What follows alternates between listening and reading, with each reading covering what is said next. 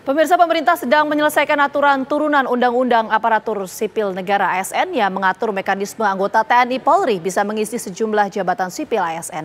Lantas, apa alasan pemerintah membuat aturan itu? Apakah karena sumber daya manusia di ASN yang kurang mumpuni untuk menangani masalah tertentu? Atau sebetulnya ada jabatan tertentu yang memang hanya bisa ditangani oleh TNI Polri?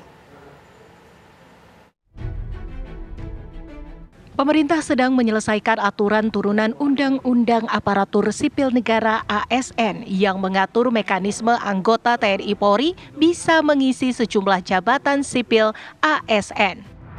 Ketentuan itu akan masuk dalam rancangan peraturan pemerintah tentang manajemen aparatur sipil negara atau RPP Manajemen ASN. Menteri Pendayagunaan Aparatur Negara dan Reformasi Birokrasi Abdullah Azwar Anas menyatakan penempatan anggota TNI Polri untuk jabatan ASN hanya di posisi tertentu. Di sisi lain aturan ini, ASN juga bisa ditempatkan di lembaga TNI Polri. PP 11 2017 sudah ada, nanti kita akan rinci terkait dengan posisi-posisi mana yang bisa, mana yang tidak bisa. Karena juga terkait dengan Undang-Undang TNI, Undang-Undang TNI kan sudah mengamanatkan untuk jabatan tertentu dan di instansi tertentu. Jadi tidak bisa di seluruh instansi. Jadi untuk TNI itu hanya boleh di 10 instansi tertentu dan untuk jenis jabatan tertentu. Jadi tidak boleh semua jenis jabatan. Yang baru memberikan ruang resiprokal untuk TNI Polri. Nah, artinya dengan RUU ini ASN bisa mengisi, PNS bisa mengisi jabatan-jabatan di TNI dan di Polri untuk jabatan tertentu. Inilah nanti yang akan kami bahas bersama Panglima TNI dan juga Kapolri. Menurut anggota Komisi 2 DPR RI dari Partai Keadilan Sejahtera, Mardani Alisera, reformasi sudah mengamanatkan tidak ada lagi dui fungsi ABRI. Meski Menpan RB menyatakan persyaratan akan dipersulit, Mardani menilai lebih baik tidak membuka kotak Pandora.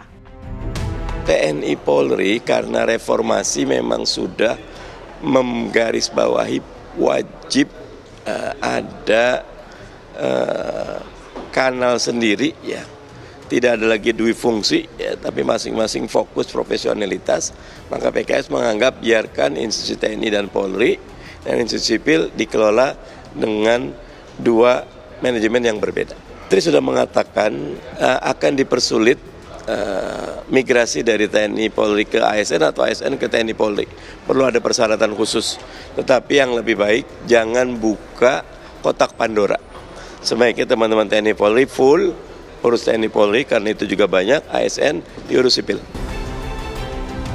Sementara itu, Ketua Komisi 2 DPR RI Ahmad Doli Kurnia menjelaskan terdapat batasan dalam penempatan personel TNI dan Polri di jabatan ASN yang diatur dalam rancangan peraturan pemerintah itu.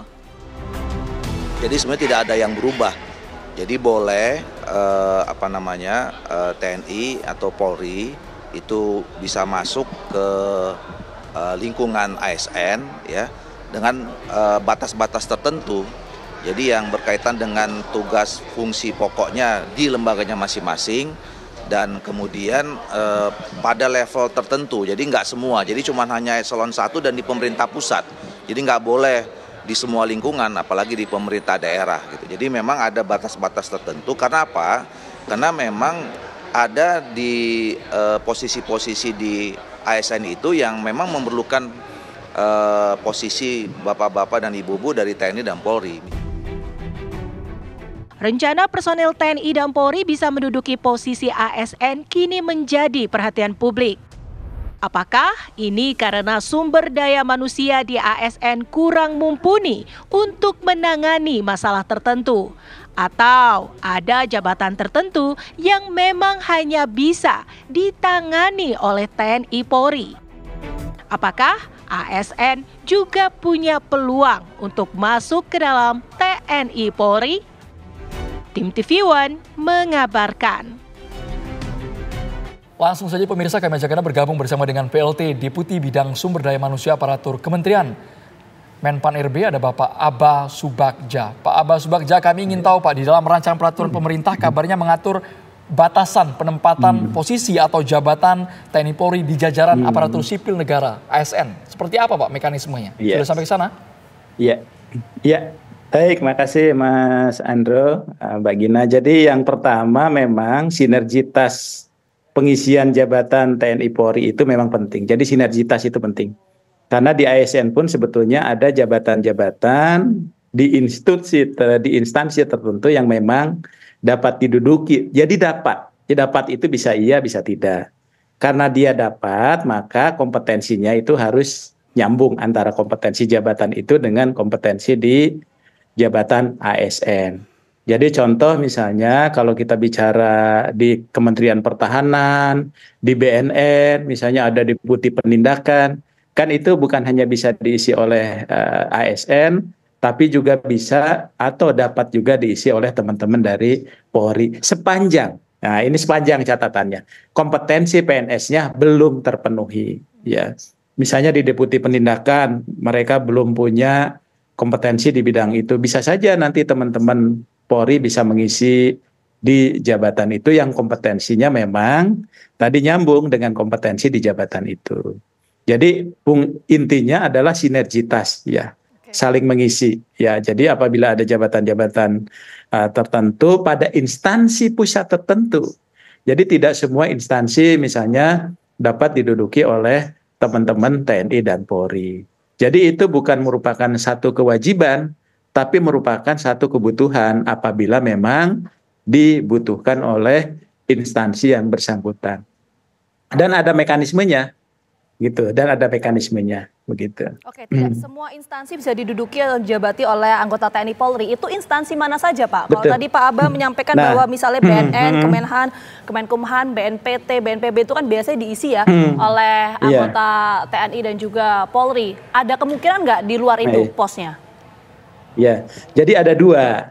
Jadi kalau TNI itu dibatasi oleh Undang-Undang 34 2004 tentang TNI. Di mana di sana disebutkan ada 10 instansi, ada BSSN, ada Menko Polhukam, kemudian juga ada BIN dan sebagainya ya. Jadi di 10 instansi. Jadi 10 instansi itu dia bisa diduduki oleh teman-teman TNI.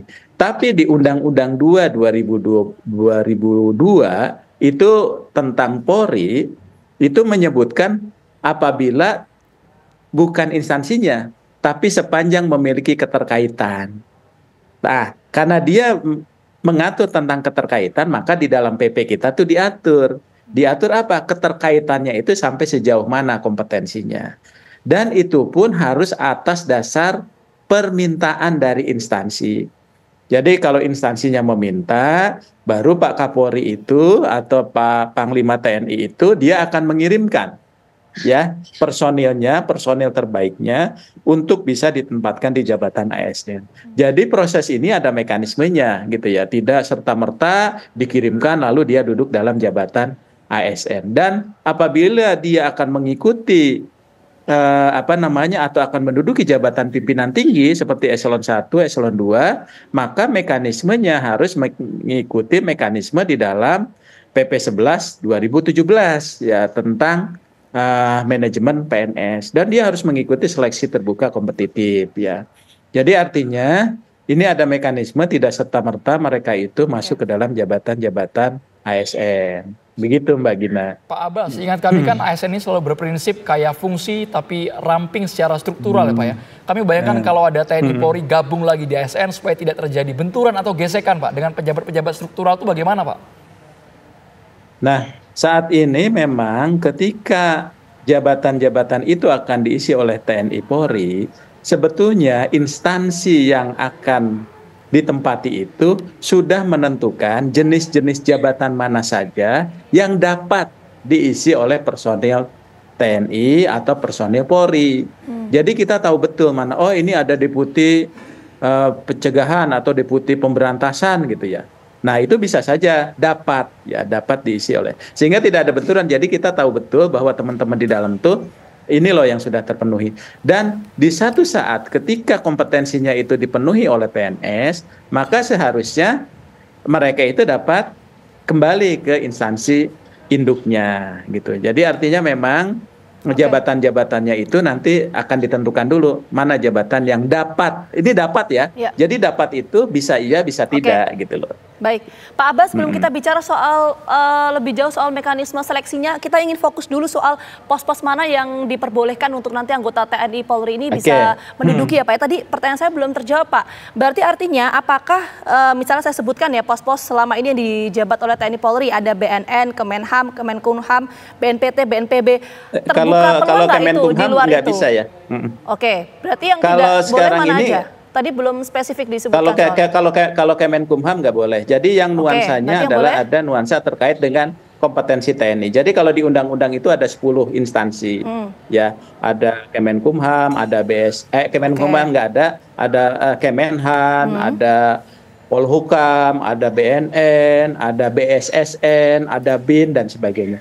Jadi yang nuansanya itu secara kelembagaan ada nuansa terkait dengan tugas dan fungsi TNI. Oke, di luar itu gitu berarti tidak bisa ya Pak ya? Di luar itu tidak bisa. Apa dikunci oleh apa? Oleh Undang-Undang 34 tahun 2004 tentang TNI yang menyebutkan 10 instansi. Gitu. Oke, untuk pemerintah daerah bagaimana Pak? Itu kan untuk jabatan di pemerintah pusatnya. Pemerintah daerahnya ya, bisa nggak itu? Kalau pemerintah daerah sama sekali tidak bisa diisi oleh TNI dan Polri. Karena di dalam PP kita disebutkan instansi pusat tertentu.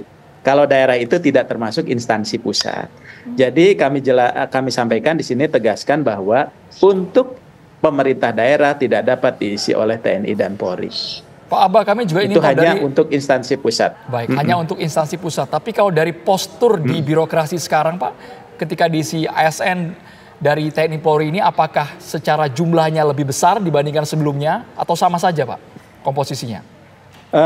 Kalau yang lebih besar memang dari teman-teman Polri ya, karena Polri itu di dalam undang-undangnya itu bunyinya itu memiliki keterkaitan, ya sehingga sekarang mungkin mendengar misalnya di Direktur Jenderal Perhubungan Darat gitu kan, itu juga pernah dari Polri karena mungkin terkait dengan lalu lintas ya dan sebagainya. Akan tetapi apabila di kementerian itu, misalnya di Kementerian Perhubungan, dia sudah memiliki orang yang kompetensinya ada di situ, teman-teman perhubungan, ya tidak harus juga dari teman-teman Polri. Tapi dalam hal ada kekosongan, belum terisi, dan kompetensinya itu ternyata belum ada, ya bisa saja. Jadi artinya kompetensi di dalam jabatan itu dan keterkaitannya itu jadi penting. Makanya beda tadi penempatan TNI dengan Polri. Jadi Undang-Undang 34 nguncinya institusinya, kalau Undang-Undang Polri itu adalah keterkaitannya. Jadi sepanjang keterkaitannya itu dia bisa duduk dalam jabatan itu. Makanya kita lakukan pembatasan di dalam PP kita.